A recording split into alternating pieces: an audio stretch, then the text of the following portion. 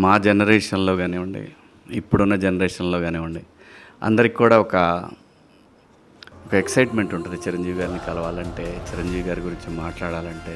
నేను ఈ సినిమాలో ఒక మెయిన్ పాత్ర అంటే మెయిన్ లీడ్గా చేసిన సినిమా ఆయన చూసి ఆయన ఇంటికి ఇన్వైట్ చేయడం అనేది అది ఏ జన్మలో చేసుకున్న పుణ్యమో. ఈరోజు ఆయన ఇంటికి వెళ్ళి ఆయన కలుస్తున్నాను చిరంజీవి గారిని. అసలు ఆయన ఇంటికి వెళ్ళాలంటే నా అదృష్టం ఉండాలి. అలాంటిది పిలిచినందుకు నాకు చాలా హ్యాపీగా ఉందని నేను చెప్పలేను మాటల్లో. సినిమా చూసి ఆయన కాల్ చేసేవాళ్ళు, ఏ ఆర్టిస్ట్కైనా బాగుంది నచ్చింది అని అంటే కాల్ చేసేవాళ్ళు. అలాంటి ఒక రోజు కోసం చాలా సంవత్సరాల నుంచి వెయిట్ చేస్తున్నాను. సో ఆ రోజు ఈరోజు వచ్చేసింది అది.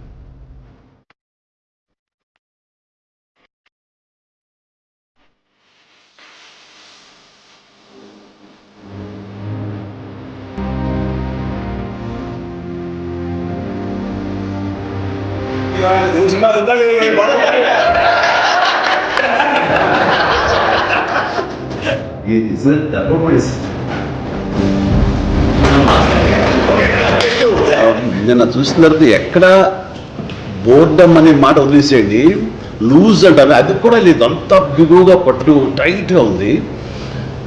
ఏంటి నువ్వు ఉన్నావు కదా, ఏదైనా ఎంటర్టైన్మెంట్ కామెడీ ఉంటుందని ఎక్స్పెక్ట్ చేశారు, లేకపోవడం అడ్వాంటేజ్గా ఫీల్ అవుతాను. ఆ ఆలోచన రాలేదు ప్రియదర్శి ఉండి, అంత టైట్గా తీసుకుంటూ వెళ్ళారు.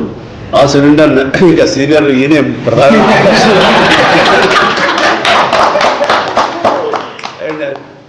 మరీ మరీ క్రియల్గా చేసేసాడు.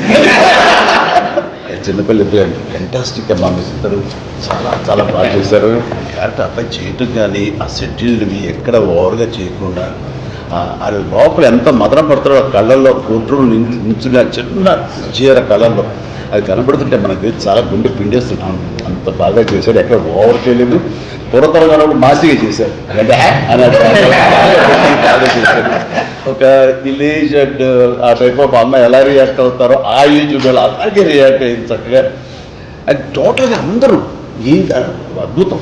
కేవలం ఏదో ఎంటర్టైన్మెంట్ సినిమా అని కాకుండా ఎడ్యుకేటివ్ ఫిల్మ్గా, ఎడ్యుకేటివ్ కోర్టు డ్రామా ఫిల్మ్గానే అనుకుంటాను. నేను మా ఇంట్లో డిస్కషన్ అనమాట, ఇది ఠాగూర్ తర్వాత ఇంత డిస్కషన్ వచ్చింది పొలిటికల్ అంటే ఒక పొలిటికల్ మూవ్మెంట్ లాగా, తర్వాత కరప్షన్ మీద సొసైటీలో అవేర్నెస్ కోసము. And then suddenly everybody talking about law and educating people with law. అంటే దీంట్లో ఆ డైలాగ్ చాలా మంది మాట్లాడుతున్నారు అనేది, ఇది చదువు రాకపోయినా చట్టం మాత్రం తెలియాలని. చాలా మంచి సినిమా. అంటే వాట్ ఈస్ దట్ లాస్ట్లో మీరు టేక్ అవే ఏమి ఇచ్చారు, ఏంటి what the message have given అంటే ఇది స్ట్రాంగ్. నాని ఇంట్రెస్ట్ చూపాడు అంటే ఏదో సంథింగ్ ఏదో ఉంటుంది. జనకి బాగాలేకపోతే నా హిట్ 3 చూడొద్దని కామెంట్ సో కాన్ఫిడెంట్.